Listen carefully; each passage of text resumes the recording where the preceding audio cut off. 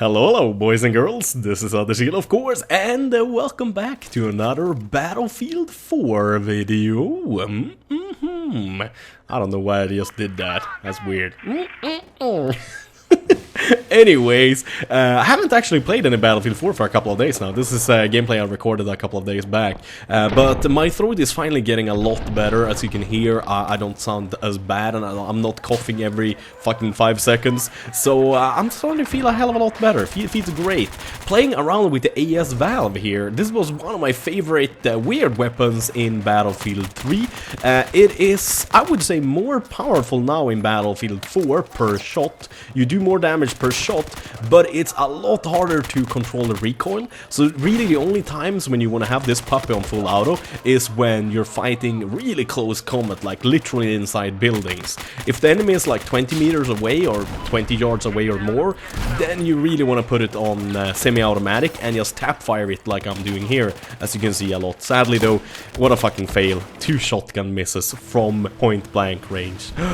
Makes me sad face, panda. I gotta say though, I quite enjoy these new maps. Some of these new maps are really good at on Rush, and definitely works really great. Some of them I think are gonna be those kinds of maps that are, yeah, like your favorites, kind of, if you know what I mean. Like, those are the kinds of maps that you want to see in the next Battlefield game, to be honest, because with a few tweaks and changes to some of these small island maps, I mean, shit, they make for amazing Rush maps. It's also for bigger maps or bigger servers like 46 or what is 48 and 64 players. Some though have some issues, like the boat map where you have to assault the lost MCOMs inside the boat. That is really bad map design in my opinion. I'm not quite happy with that, but this map, for example, is fucking great. I love it. It has a lot of different ways you can attack, a lot of different ways you can defend. It just makes for really interesting and fun gameplay, at least in my opinion, so to say. I mean, like, shit, I don't know about you guys, but at least I enjoy them and think they're quite great, to be honest. I saw that now that there's still a lot of enemies fighting against the friendlies over there, so I decided to spawn in this rib boat here and just go for it from the left flank, so to say, or what is it, the western flank, left, west, right, east. Yeah, that's how it works. Anyways, so I don't know if you guys have seen the case opening video, but I told you guys a little bit about the negresses and all kinds of stuff. I don't remember now if I actually told you guys about when we went to the actual bar, but it's kind of low season right now in Las Palmas and on the Canary Islands. There's a lot of like child families and that kind of stuff. You saw that quite clearly at the beach if you went to the normal part of the beach. If you went to the gay part of the beach, of course, you saw a lot of wieners, like I said earlier, but I think you guys already heard that from me. But the bars here are not super cheap, but it's usually like happy hour and stuff when you get 2 drinks for the price of 1, and the drinks was actually quite decent, but you can tell that the booze they're serving isn't exactly the nice kind. Like, if you ask for Red Bull and vodka, you get some really cheap shit. They don't even serve Red Bull vodka. They serve some other kind of, I guess, Spanish-made Red Bull wannabe thing. I noticed there were 2 Spanish Red Bull wannabes, or at least that they sold. I don't know if they're Spanish, but one of them actually tasted really good. Sadly, I don't remember the name of it. I don't remember the name of any of them, but the other one was just nasty, like, real nasty. Way more gross than, like, oh god, Monster juice taste. I mean, I don't know if you guys like Monster. I think Monster is okay energy drink, but holy crap, the one that has juice in it already, that is not good. You should not mix juice and energy drink together. That just doesn't work. But yeah, let's get to the point. Holy shit, I've been rambling as usual.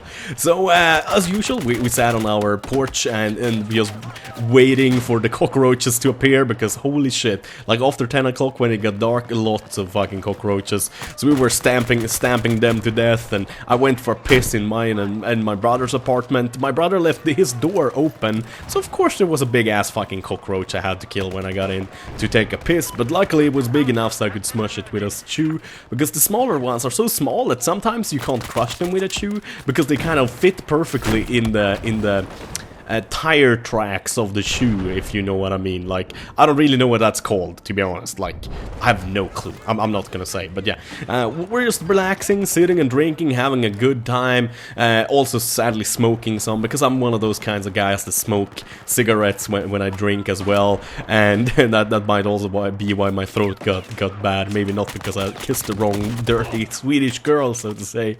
But just enjoying ourselves, having a good time, eating some eating some nuts. Oh man, I can't help but crack myself up a little bit sometimes. Just eating some nuts, relaxing. My friends, most of them just drank beer and a little bit of wine mixed with like Sprite. So I think it's called like sangria or something like that. Then you have like small pieces of fruit in it as well. Quite tasty actually. I kind of like it. We made with red wine and Sprite. Quite nice. Mainly though, I drank like the Bacardi ready mixed. It's only like 4% proof, but since it's so warm over there, like you piss out everything, so you get drunk a hell of a lot quicker than usual. At least I do. I don't know about you guys if you ever been to a really warm country, if you're not used to the warm weather, but you like sweat out all of the fluids, and the alcohol kind of stays in you and makes you even warmer and drunker, so to say.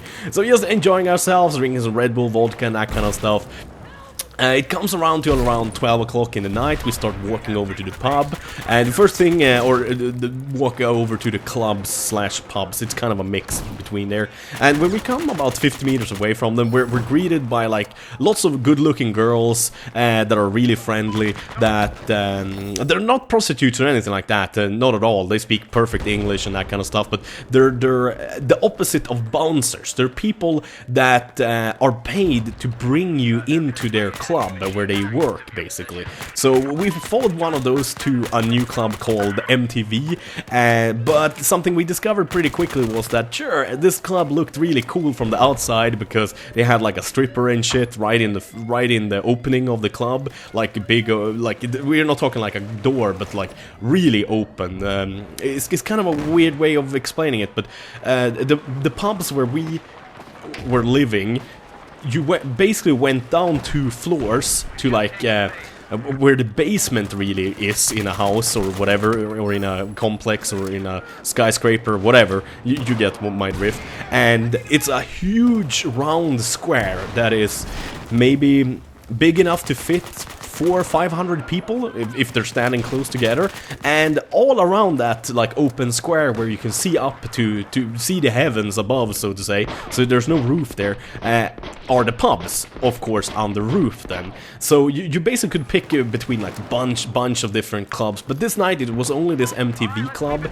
and Grabbarna Grus. Grabbarna Grus is a Swedish name, basically means the good fellas, kind of. That's the best way of describing it. But if you're gonna translate it like roughly straight over, it means boys, the boys that are gravel, basically.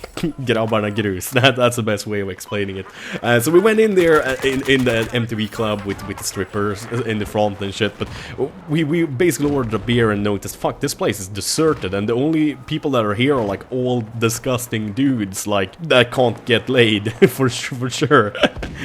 So yeah, we said like fuck that. Anyways, we went to Grabbarna Grus, the pub, had a really good time, danced a lot, had a good time, enjoyed myself.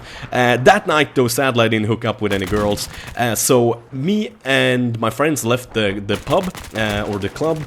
2 of my friends had girls with them, but me and my brother and my friend Einar, we didn't hook up with anyone that night, so we went alone. And literally the second we stepped out of the club and like heading for the food places to buy some food, like bunch of Russian guys and guys from Africa going like, hey, you want good time? Yes, you like good time? Yes, I can fix you a private room, relax, beer, and you have good time, okay? And I probably would have gone for something like that if I weren't stupid, but I realized, of course, that this was pimps trying to get you to literally visit their place or whatever you want to call it and have the sexy time with their women. And I I told them all, like, no, we're not interested. But one guy, a black guy from Africa, really nice guy actually, he was like kind of sweet, almost like grandpa vibes from him, except for him trying to sell me prostitutes. He was really keen on getting us to follow him and like pay for a good time with his girls. And like he literally didn't want to give up, so I had to tell him a story. And basically what I told him was that you know, men in Sweden, they don't like it when you just put the moose in front of them and you just pull the trigger. They want to hunt for the moose themselves, so they can put the moose up on the wall and say, I shot that moose. And then he understood what I meant. Holy shit, the video is already over. Anyways, I hope you guys enjoyed my weird storytelling. I'm kind of out of stories now from Las Palmas, I think. But as usual, thank you guys for watching. Have a wonderful day. Bye bye.